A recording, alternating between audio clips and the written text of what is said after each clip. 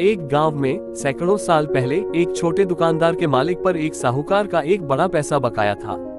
साहूकार एक बहुत बूढ़ा, अनाकर्षक दिखने वाला आदमी था जो दुकानदार की बेटी को पसंद करता था। साहूकार ने दुकानदार को एक ऐसा सौदा देने का फैसला किया जो उस पर बकाया कर्ज को पूरी तरह से मिटा देगा।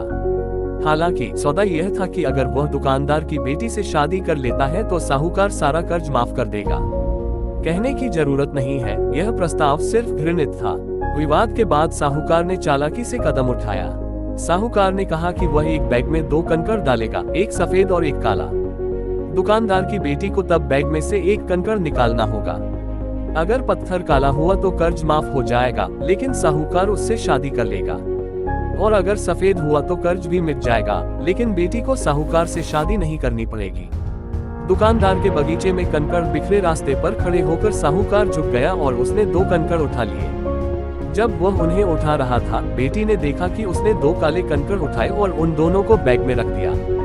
फिर उन्होंने बेटी को बैग में से एक पत्थर को चुनने के लिए कहा।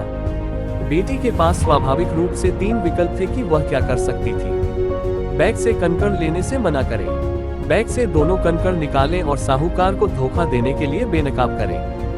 बैग में से एक कंकड़ उठाए, यह अच्छी तरह से जानते हुए कि वह काला है और अपने पिता की स्वतंत्रता के लिए खुद को बलिदान कर दे। उसने बैग से एक कंकड़ निकाला और उसे देखने से पहले ही गलती से उसे अन्य कंकड़ को नाली में गिरा दिया। उसने साहूकार से कहा, ओह, मैं कितनी अनाड़ी हूँ। कोई बात नहीं, अगर आप बैग में बचे हुए पत्थर को देखेंगे तो आप बता पाएंगे कि मैंने कौन सा कंकड़ उठाया है।